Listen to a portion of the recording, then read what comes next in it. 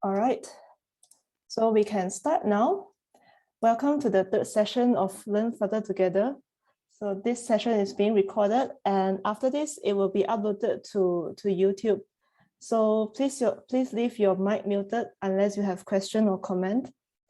And you may unmute yourself and ask during the discussion.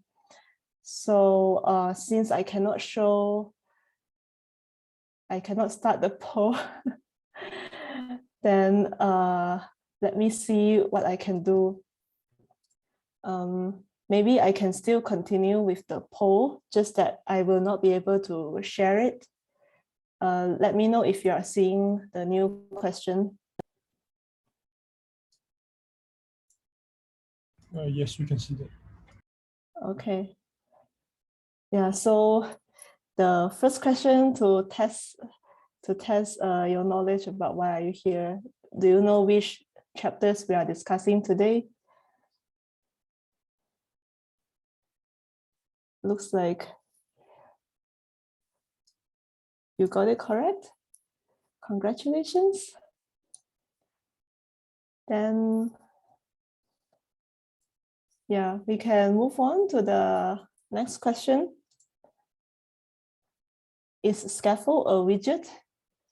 So this is for those who join the first two sessions, then you might already know. If not, Yaobin will be discussing more on widgets today. So don't worry, you will find out very soon. And looks like everyone got it correct. Well done. Someone said no idea. Okay. It's all right. So we will soon start the session. But just before we start, some code of conduct. We welcome everyone to speak, but we will not tolerate any form of harassment. So if anyone violates our code of conduct, we will ban them from participating in our events. So please be nice and courteous to everyone here, since we are all trying to help each other in a good way. And then, yeah, it's kind of bad that I cannot share the slide. I was going to show the schedule for today. So for the agenda today, we will start with a recap of chapter 3 and 4. That is what we learned last week. And then we will start going through chapter 5 and 6. And then we will already start accepting questions in the Slido. So if you go to the Slido page, I think you can post your question there. So you can post in there, or you can also unmute yourself during the discussion session. And finally, we'll invite everyone to take a group photo and conclude today's session. Also, at the end of today's session, we will do a briefing for those who are interested to lead. So for a session like this on every Monday, we will invite someone, a volunteer to lead each session. So you might already know that each week we will discuss one or two chapters, sometimes more. It depends on the topic. And then we will pick a volunteer to lead the session so that you can also learn while you are sharing. And now I will pass the stage to Yaobin. I will stop sharing. Hi.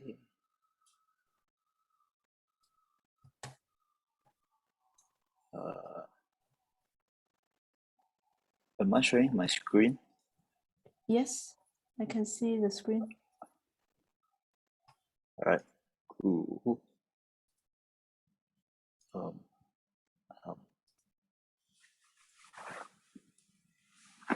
right. Welcome.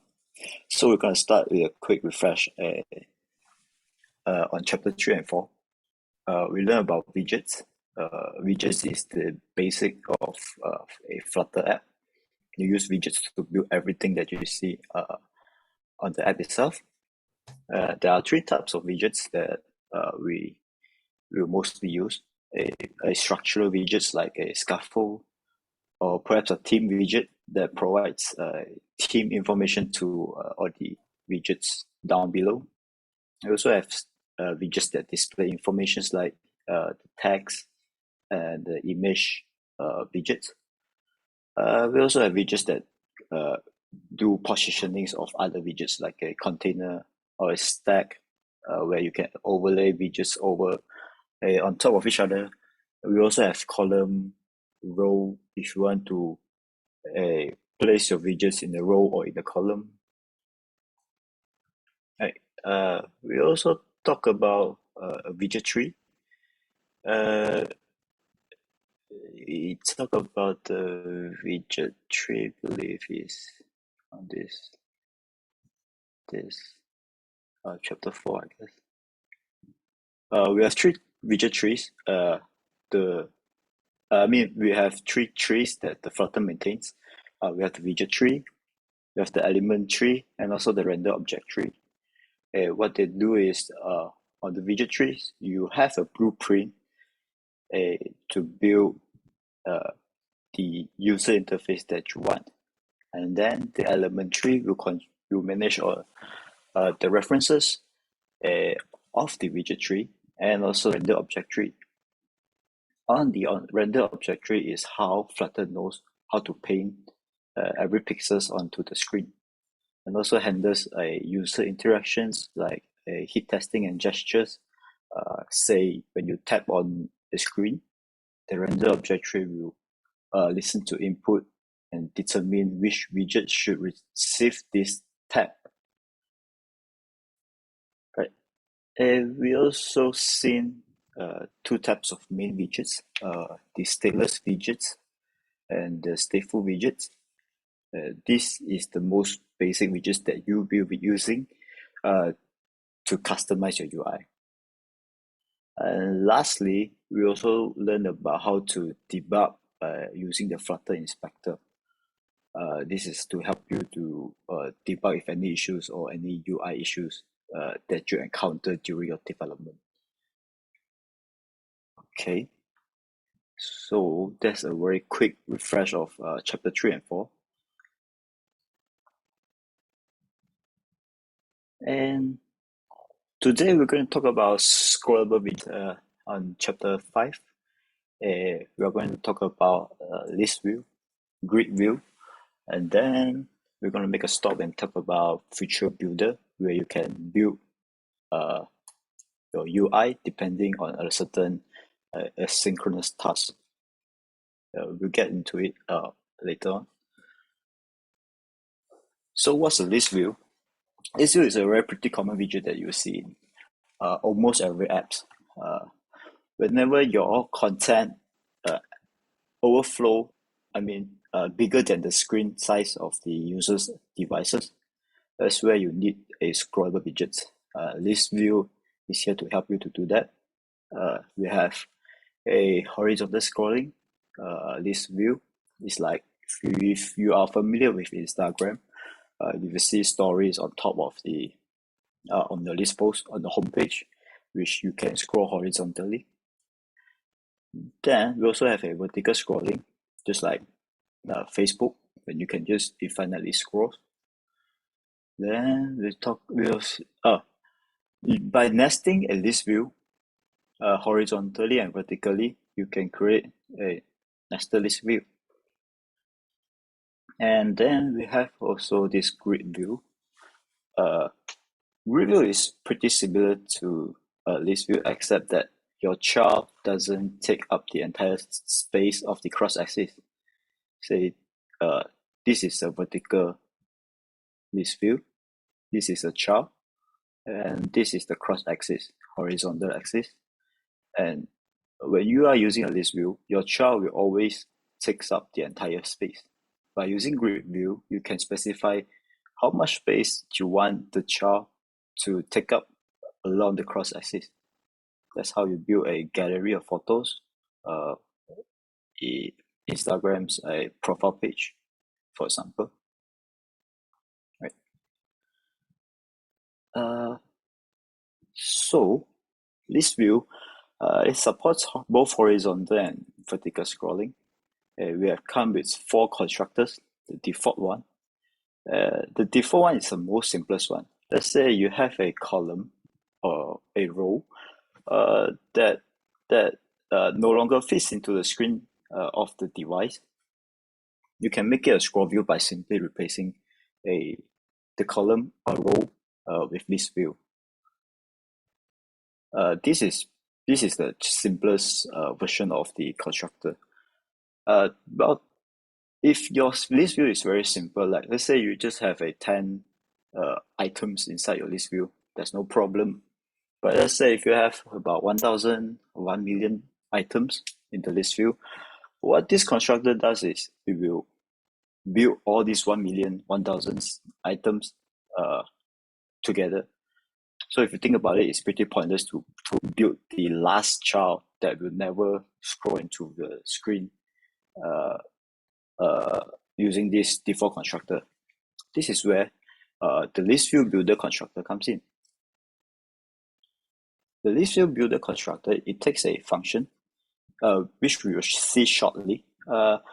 It takes a function, and this function is called repeatedly until it is called repeatedly and receives an integer represent where this item is along the series of children. So this function, its sole purpose is to decide what to render based on the position of the item on the list view. So what's nice about this constructor is that this view will not, the view that is not on the screen will not be rendered.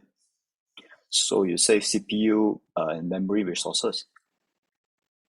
Next, we have a ListView separated a constructor. This is almost the same as the builder constructor, except that it takes another builder function to determine what separator you want to build in between items. Maybe you can demo that shortly. And lastly, we have a ListView custom constructor, which gives you very fine-grained control. I have not yet encountered a scenario where I need this yet. Hopefully, I don't need that. Right. Next, we have a future builder. This is the widget that will build itself based on the latest snapshot of a future. So what is a future? A future is a task that will complete in the future. That's why it's called future. So for example, if you want to get data from the API, from a server somewhere, there bound to be some delays in between. So what this future builder does is it tells you about this task. What is the state of this task? Is it still loading? Is it completed? Based on this state, you can decide what to build. Okay. Right. Before that, I would like to recommend this channel. No play. I mean this playlist. Oops. Wait. Okay. This is Flutter Widget of the Week, run by the Flutter team by Google. Here you can see all sorts of widgets that you might probably need in the future. There's about a few hundred something of it. It's pretty useful. I can try to see. Yeah. Maybe I'll just share it here.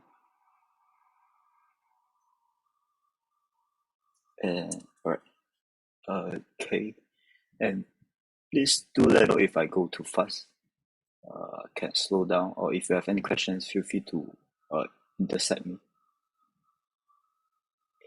All right. So we've been talking about Future Builder. Let's take a look on the Future Builder first. Future Builder on the recent port. Here you see we. Let me quickly. Okay. All right. So you see a future builder, it takes a future, and then the task that you want it to do. So here is a get recent A ports to get all the ports over here. And then based on this snapshot, that is the snapshot is the current state of this asynchronous task that is doing. I will just pause this. So if it's done, I'm going to do something else. I'm going to return a circular progress indicator. So what it looks like is, by the way, I'm in chapter 5, step 0 branch. So if you want to follow along, can do so. All right. Okay, so if I click on reason right now, you will see a progress indicator. Then the list view that we built. So far, so good. So if getting the reason A pos is done, I'm gonna take the data from the future and build my list view over here. So as we just talked about just now, there's a function that will be called repeatedly, which is this item builder function. And you receive an index. So index is the position of the item that you want to build. So for the first one is 0. Then you return a widget for this item in the 0 position. What this widget does is a gesture detector. On tab, I'm gonna go to this A port details, and the child is I'm gonna set some paddings. So you see some paddings over here, and finally the airport card, which is this whole card thing. So if I click on this, it's gonna go to airport details screen. All right. This is how a ListView builder constructor works. Just now we talk about separated constructor. Here you get another function which is called separated builder, which you can determine what to build in between items. So for now, I'm just going to return a divider. All right. And I save, it hot restart, it hot reloads, and there is my divider. Maybe I'm just gonna make it thicker to be visible.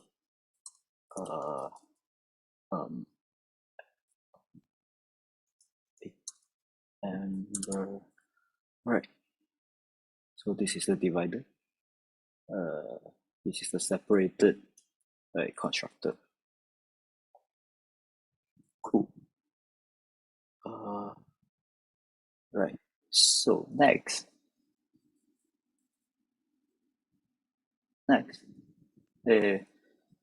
then there is this grid view, which we will build inside this favorite tab.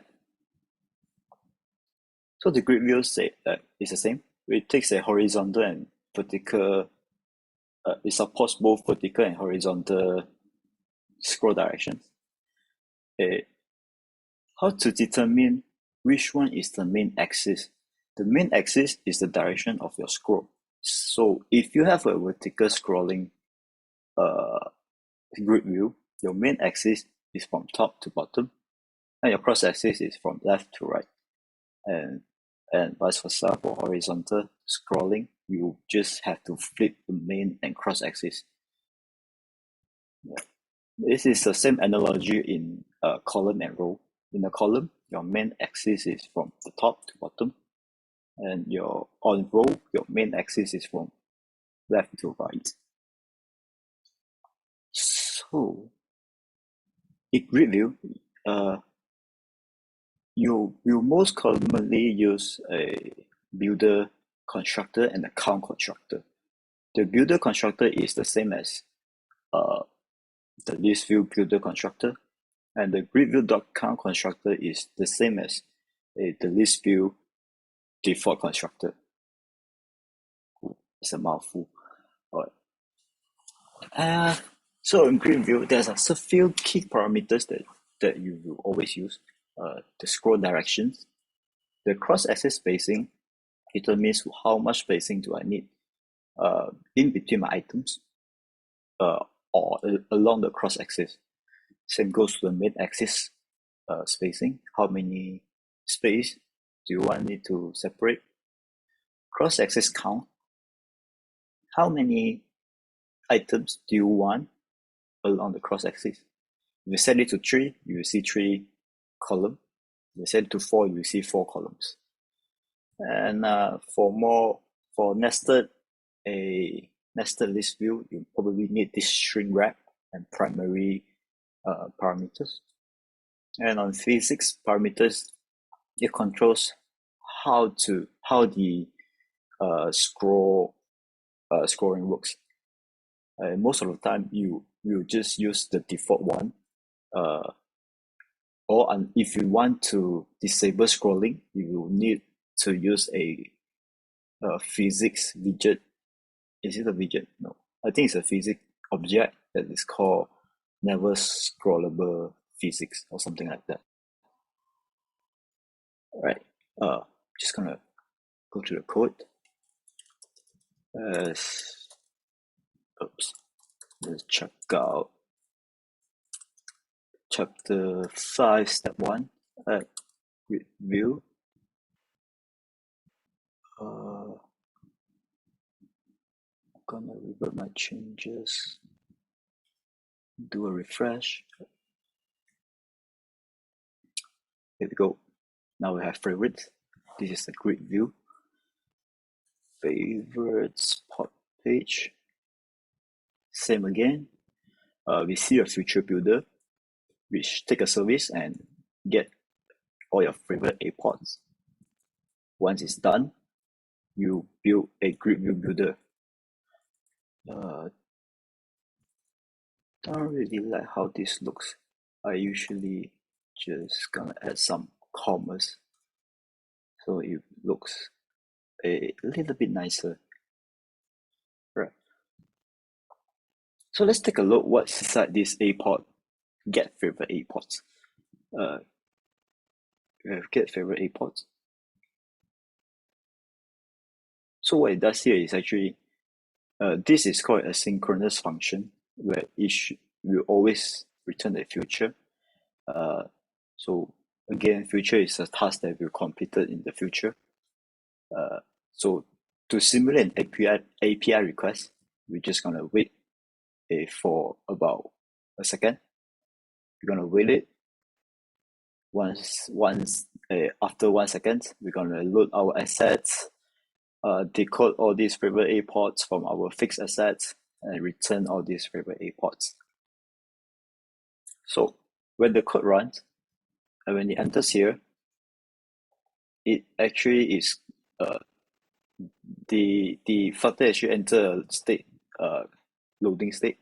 That's when you see the circular progress indicator, because the connection state is still in active. It's trying to do this active asynchronous task. So when it's done, we will just load. We will get all these favorite A ports. Once it's done, this builder function will be called again, and depending on the slot, we decide what to build.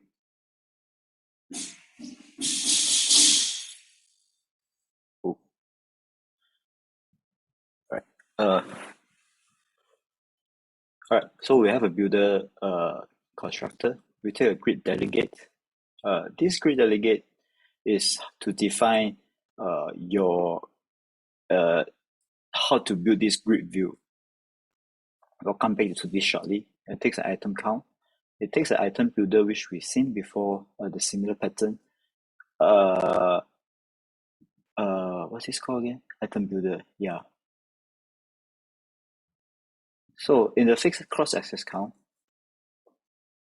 delegate, this is where you can define, if you want to have 3 cross-access count, you can define it over here.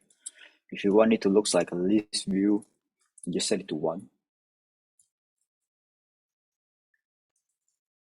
And if you want more spacing, you can add this cross-access spacing. Let's make it 50. So they have more space.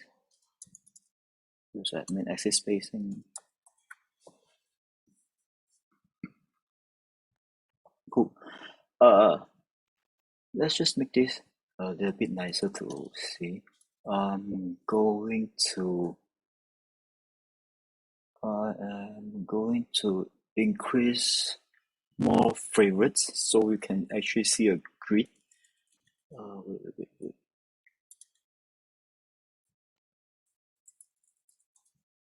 Okay, save. Do a switch tab. Maybe I hard restart.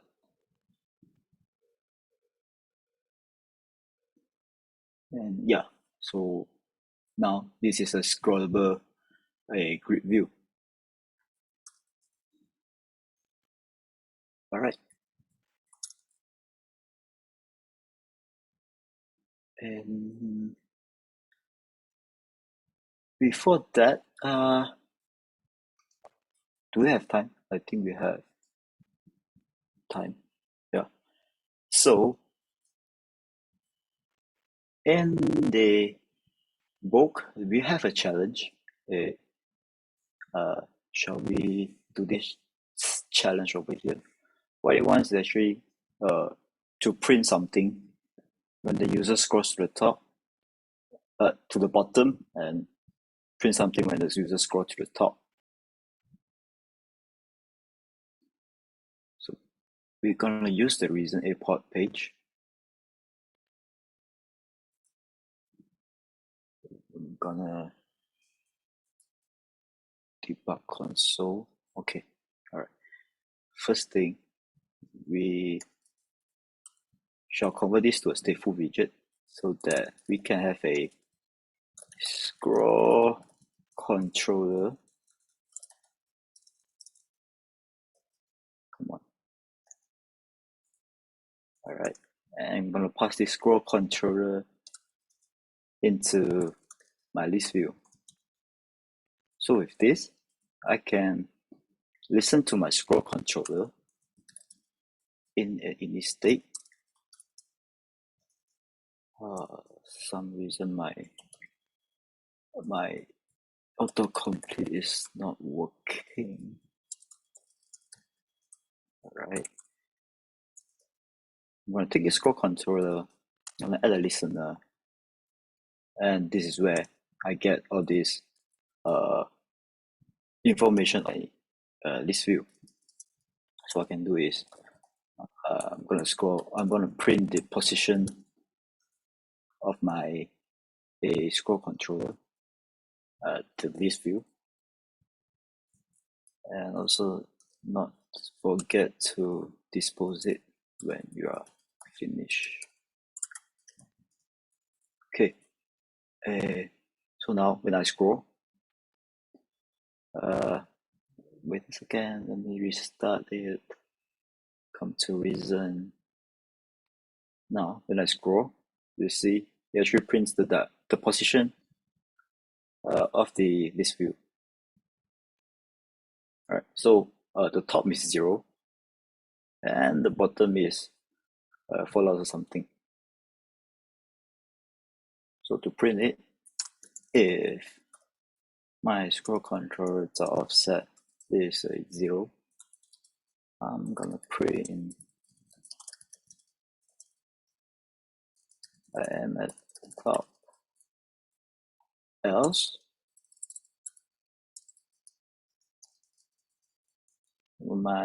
if my position is more or equal to the maximum extend. I'm gonna print. I'm at the bottom. Cool.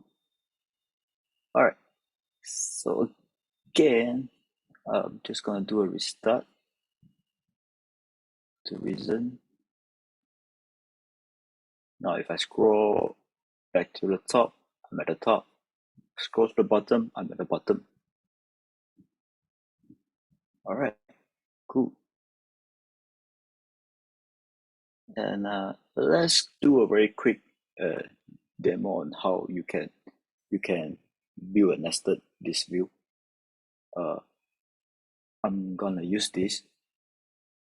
I'm gonna make it horizontally scrollable. I'm gonna scroll directions to horizontal. Right, I say horizontal scroll. Then on my grid view, I'm gonna make it to a list view. And I'm gonna show my recent A ports horizontally at the top. Before I do that, I need to add a string wrap to true so that it does not. Maybe I'll explain later. So my item count is going to be 1. If my index is 0, I'm just gonna return the reason report page. Else, need to -1 on my index. Save, and here we go. We have a horizontal list view and also a vertical list view.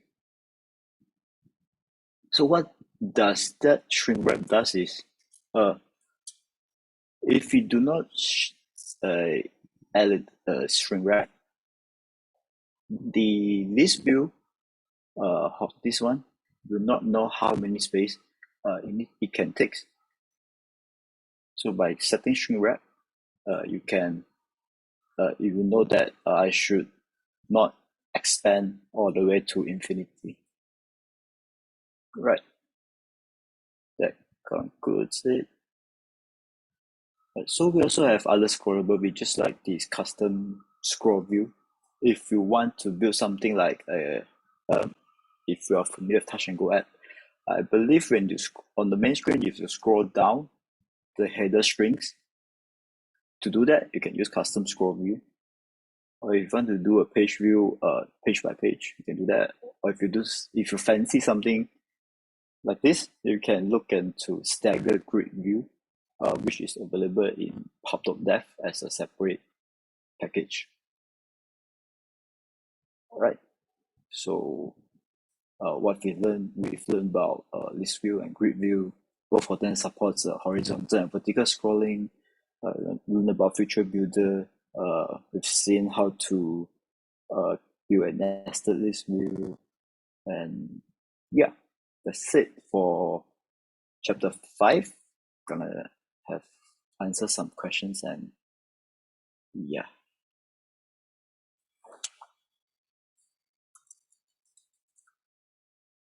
I see questions on Slido. Can you also share it on the screen so that everyone can see the questions? Yep. 1 second.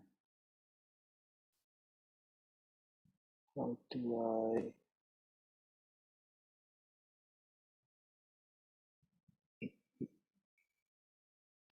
Cool. All right. So first, how to handle error from the future builder. That depends on what kind of error you are facing. So if it's an error from your API, you will still get this done because the task to get the data is already done. So it depends on how your API is structured.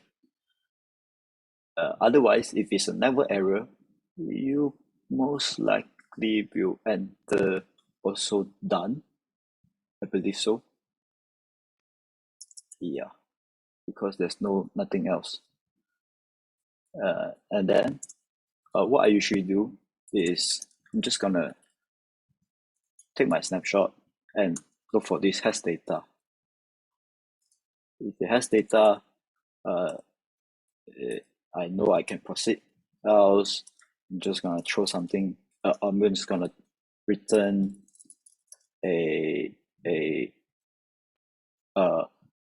no, actually,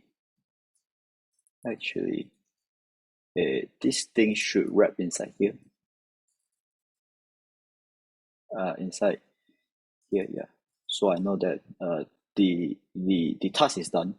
Whether or not it has data or not, I handle it. How? They should take a look at this code. There's this airport that has this snapshot data.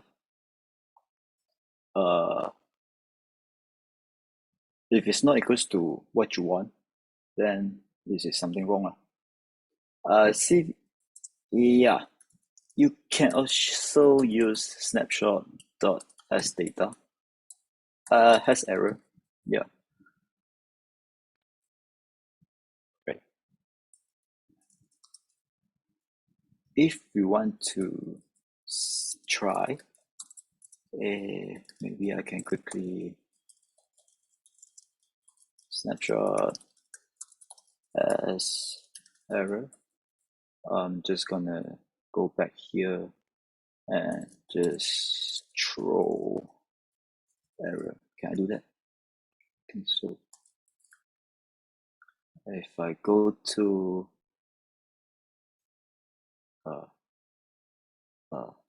I am not catching my error. All right. Seems like it's not what I think it is. But yeah, you can use this as error.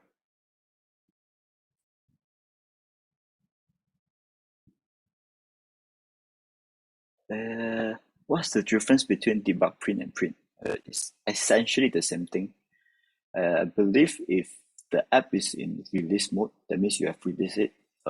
You will, if you attach a log console to your app, then you probably can see this print, whatever prints up. But debug print will only be available when you are debugging.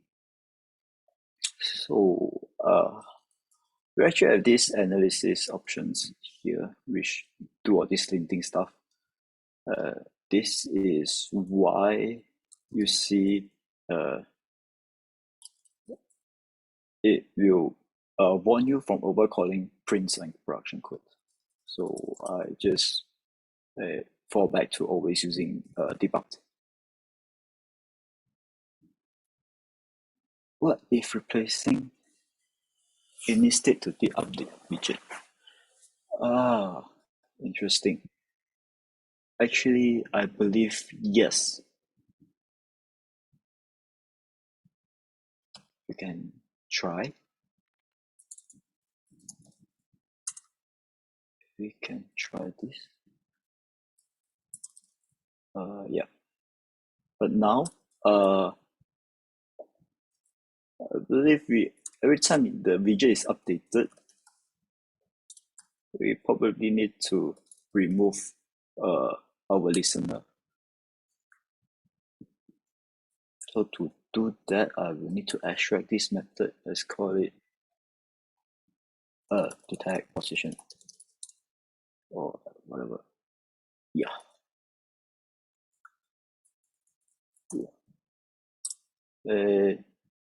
I'm not sure if we need this, but to be safe, whenever your widget is updated, you should look into you should take care of what should remain and what should not remain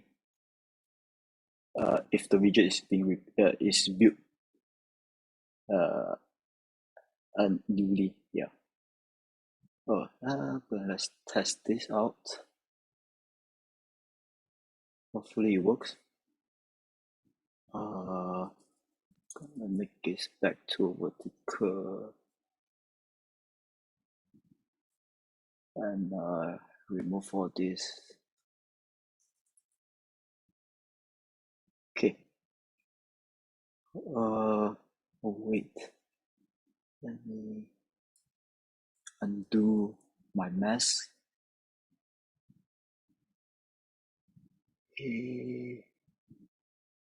Yeah. Looks like it does not.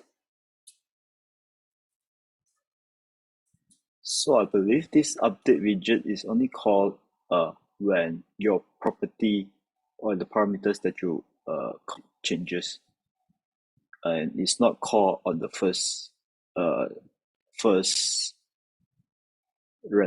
build.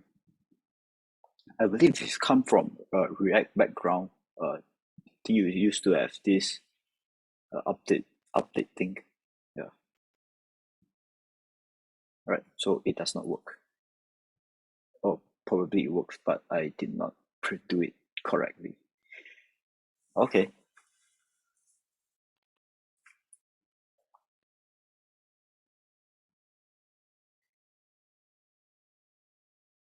Yeah.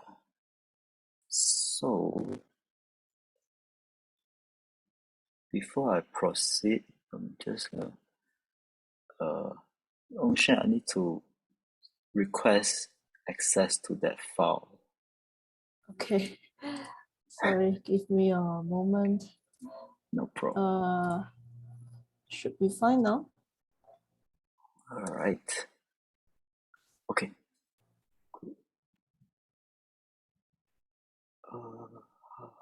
How do I? Yep. Okay. Can you quickly show the second last slide just before the agenda? Yeah, this one. This one? Yeah, this one. Yeah. So just now I wanted to show this to everyone here. So this is the big overview of what our study group will be learning on each week. So for the first two sessions, we already covered 1 to 4, and on each of these sessions, we have a dedicated leader who will bring us through each chapter. So as you can see, there are still some space left in the leader column for the upcoming weeks. So if you are interested, you can stay back in the call after the session. Then we can discuss which one you'll be available to lead, or maybe you need some help, then we can also help you or even lead together. So just to let you know what to expect in the coming week and how you can contribute and learn together. So that's it. I'll pass back to you, Yaobin. Thanks a lot for sharing for me. Right. Thanks. Close. Did I just close every tabs? Damn. All right. Yeah, I still have this. Okay.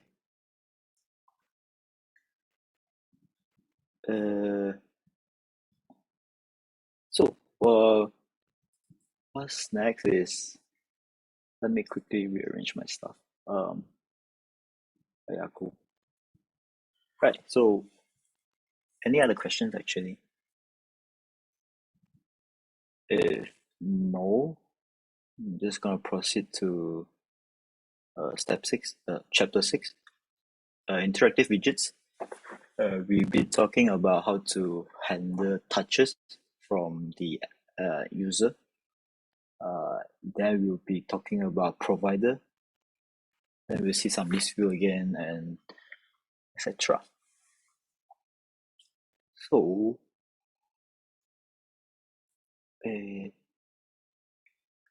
first we're just gonna undo every changes and check out chapter 6, step 1. Yep, gonna do a reload. And here we go. We have a new tab. It's called Journal.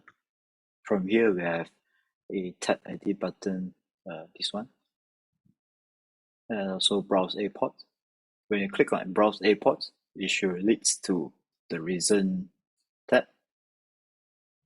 Yeah, this is what we will try to achieve.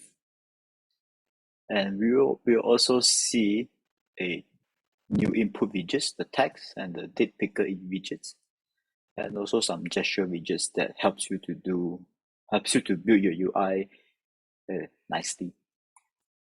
Yeah. All right. First, I'm just gonna close everything and take a look at the new journal page. Okay. So this new journal page is just gonna render a empty journal view. And here you see something new. We see a media query that gives us the size of the screen. And then we see all these widgets over here. You will tend to see a lot of size box in the Flutter. This is how you easily add spaces between your widgets. So the second one is the image, this image. So before that, we have a size box with a certain height that gives us this space. So if I change it to 1, you just stick to the top. If you want it to be very huge, you can just do 500. Yep. Of course, there's another way to do this is instead of doing size box, you can wrap the image widget with a padding. You give it a padding of top size height divided by 30.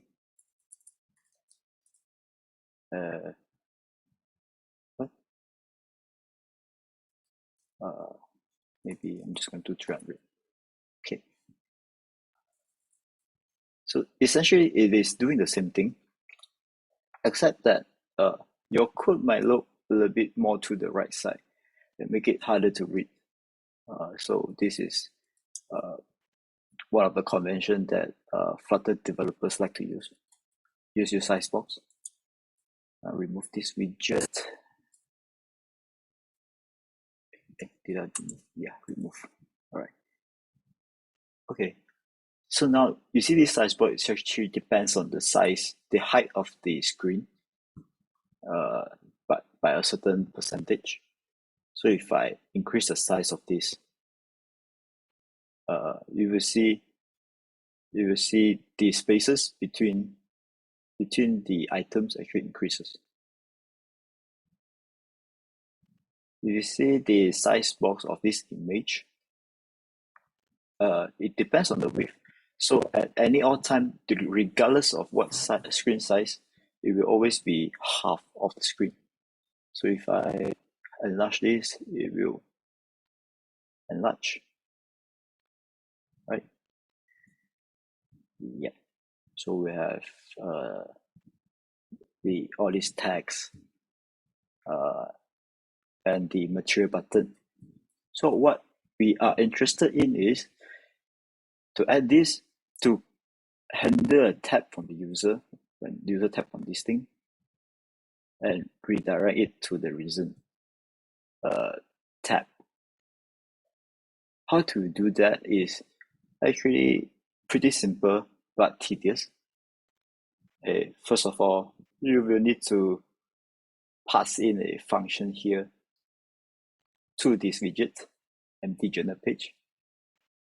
Then at the journal page, you need to pass another function into here so that it can be passed into the material button. And where do we inject this is from here. So you see, we actually go through a few layers before we reaches this empty journal view.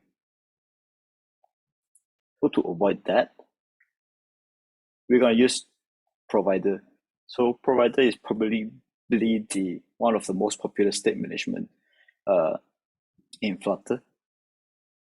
What it does is it provides you create a provider which provides a value down to all these widgets. Whoever is interested with the value, you can use a consumer widget to get the value from the provider. So imagine just now we have a, let's call that change to reason tab function. If we do not have provider and our consumer is over here, you have to pass down all this layer down to here. But with provider, this layer in the middle can just ignore. And they do not need to know about what this consumer wants from the top level widget. Hopefully that makes sense. I'm gonna go to the code again. I'm gonna check out step 3. This card. And do a hot restart. Alright, so what it does now is on the very top level of our app, we now provide a change notifier provider, which is this tab manager. You take a look in the tab manager. What it does is it manages the selected tab. Whenever this tab change, you notify the listeners. Whichever widget that listens to this tab manager will be notified and rebuild itself. So we also have this what is our goal, go to reason airports. We'll set it to selected tab 1, so this is 0, this is 1, 2, and 3. Okay. Now if I go to journal page, if I click on this one, we go to reason. How it does this is we will go back to empty journal view.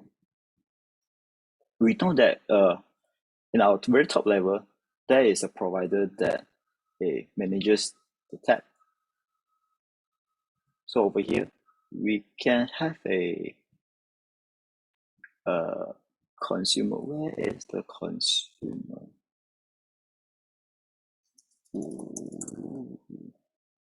All right, here. So we have a consumer. Depends on whether. Wait a second. I think my code is not updated.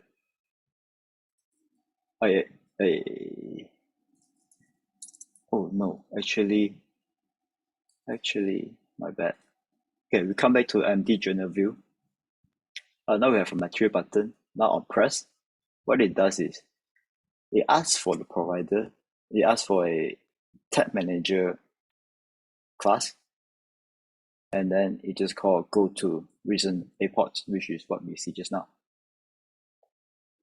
Now, in our home page, which manages our bottom navigation bar, there we can see a consumer tab bar, which gets the tab manager. Depends on the selected tab, we decide which page to render.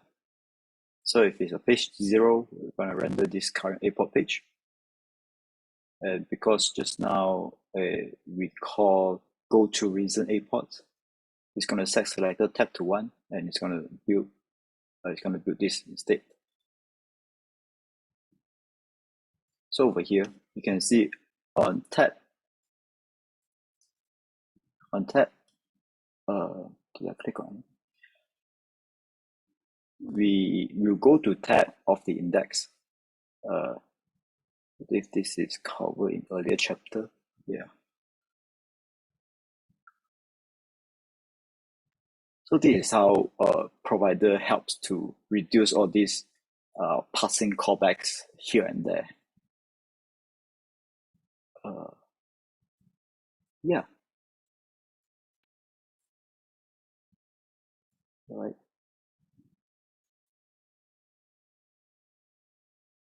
Okay.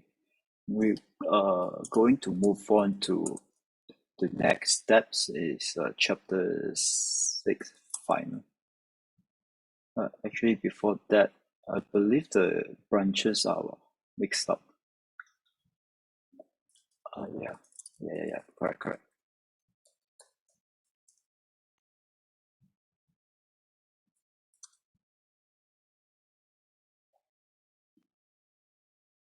And I'm in.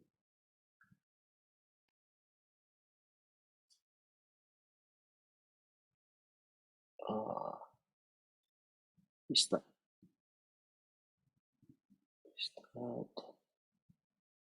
Okay. Now, if I click on this floating action button, this is where we can add our journal entry. Let's take a look at this journal entry. A journal entry. It has an ID, a title, a body, and also a date. And we have this copy with functions, which we will see very frequently in Flutter.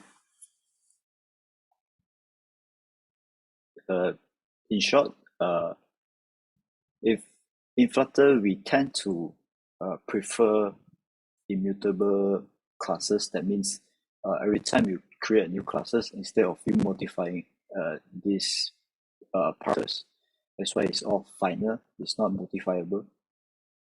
So how do you create a new journal entry based on the current journal entry? Is you use copy with. You define a copy with function. You accept any of the data, the parameters. Then you return a new one. So what it does is, if you give it a new ID, you just use a new ID. Otherwise, it's just gonna remain the original one. It goes to the same to the title. You give it a title, you use it. Otherwise, you just use this dot title, which is the current title. Okay.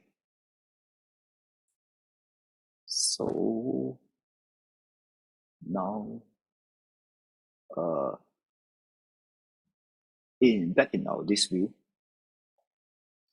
we added a floating action button. On press, it's going to build a widget called add journal entry page. And when it is past a function callback, when it's saved, it's going to add the item and do some other things. If I go to add entry page, go to build method. This is what we see here. We have the title field. We have some spacing. We have the body field. Again, some spacing, and then the date input. So what are these underscore is whenever you want, you build you prefix a class name or property name with underscore. That means it's a private field. So you will not be able to access this title field, body field, date input from other file. It is only available here in this file. So what is this title field? Is this a title, the text, and then a text field? The text field is where you get where you can accept entries from a text entry from the user. Post. So the body field is about the same. We have a title. We have all this styling of this text field, and it is a multi-line input. So you can press enter. More lines. Give me more lines. And lastly, we have a date input. We click on select. It's going to show date picker. Select and press show date picker. Here you see a wait with I'm gonna wait for this show picker to finish to provide me a actual date before I proceed to do something else. Yeah, this UI looks a little bit weird. Let me force it to a light mode. Yeah, okay, cool. Where will we add journal entry? Yeah, so if I click on 2nd of November, it's going to return here. And it's going to call this onChange, which is an input from my parent widget. onChange. I'm going to set the date in my state before I save it. So when on this save icon button, it's going to call save entry. It's going to create a new entry for me and save it. This on save is what we see just now, or we passed just now. Yeah, on save. Click on save. It's going to appear here. Ooh, all right.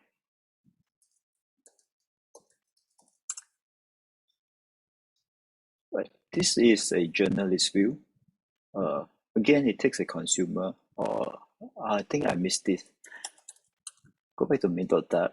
We have a journal manager. Let's take a look what is here. The journal manager is a method that manages journals, where you can get your entries, all your entries. You can delete items, you can add items, you can update items. On this list view, it's going to listen to this journal manager and get all the entries that it has. So if it has entries, we're going to use the ListView.builder method again. We are going to build a entry tile. This entry tile is pretty simple. It's just a title, give it a subtitle, give it a trailing, and if you want something at the front, you can call it leading. Leading. Right. Okay. So we have a lot of widgets that wraps this entry tile. First, we see dismissible.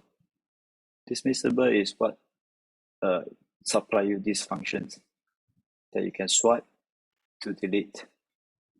What it does is you give it the background. The background is actually it takes this entire tile. You tell it to align it on the center of the right side of this tile. So I render this delete icon. So when I release this, it's going to delete. It's going to call my manager, my journal manager, delete the item, and then show a snack bar. We show the text, the title is deleted. Okay. Again. All right. So if I tap on this tile, this is going to go back to this add journal entry page and provide it with my current entry. Now instead, on save, instead of adding item, I'm going to update the item. So I click on this one. I'm going to do a updated. Save. It's going to update my item in my journal manager. How do I achieve this is in my add entry journal entry page, I take a journal entry. So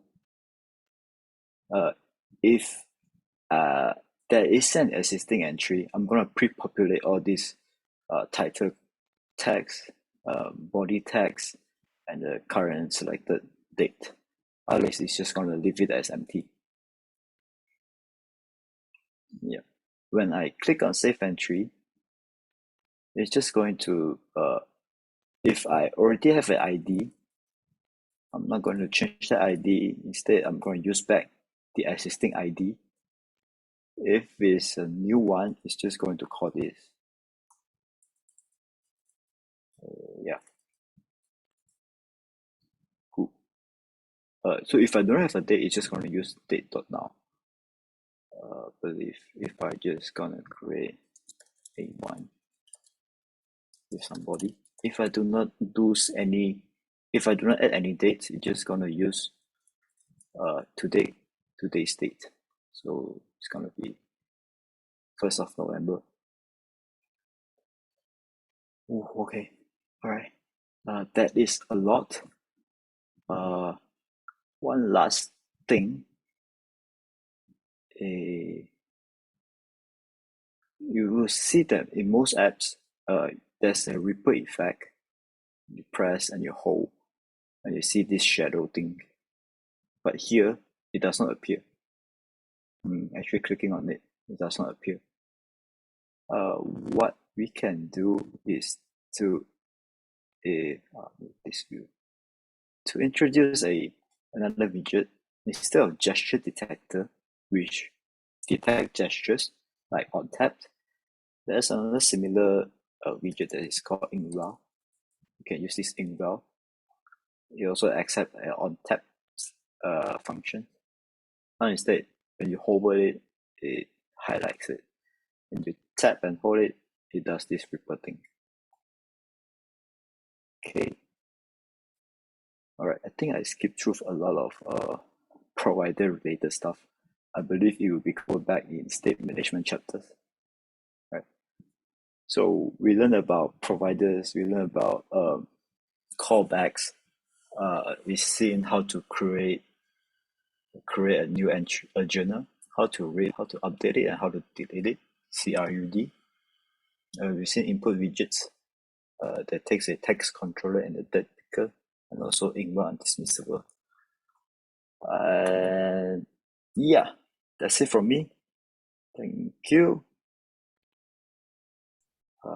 I see questions on Slido. Should I? Yes, we have one question. Can I use instead of provider for tab navigation? Yes, of course. The thing is, if we do this again. Okay, so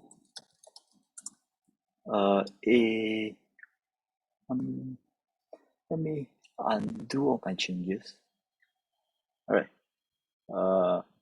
So if you don't use a tab, a provider, and use that state instead, my bad. Let me share the question. Yeah. Okay. Instead of provider for tab navigation, right? Yes, you can do that. In previous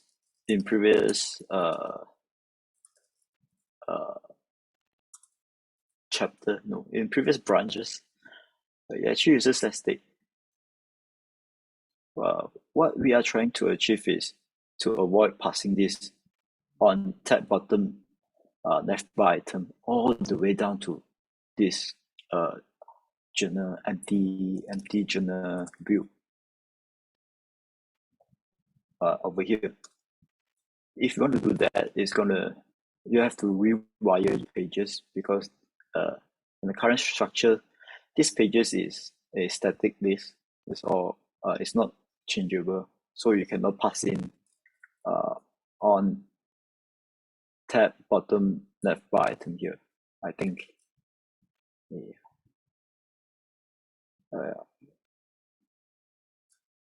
Great.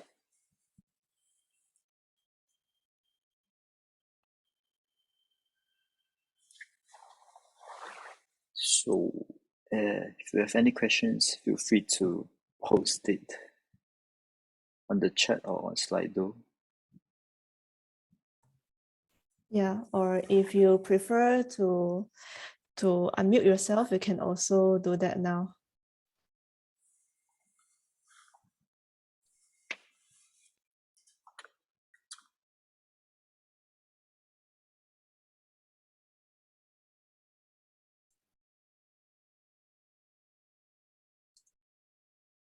Okay. If not, then we can conclude the session today.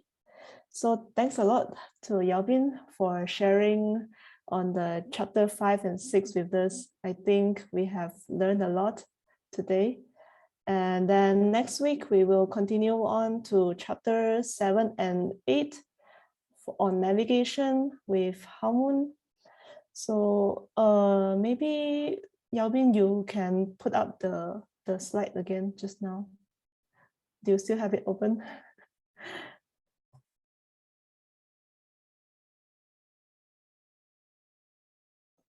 One second. Sure, no problem.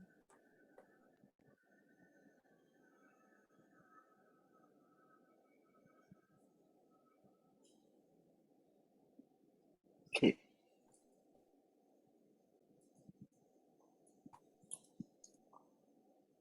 Yeah, so next week we will do navigation, and then the week after, and also there are some slots left. We will need a leader to guide us through the chapters.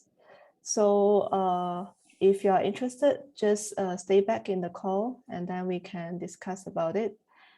And otherwise, I will stop recording, and then let's take a group picture.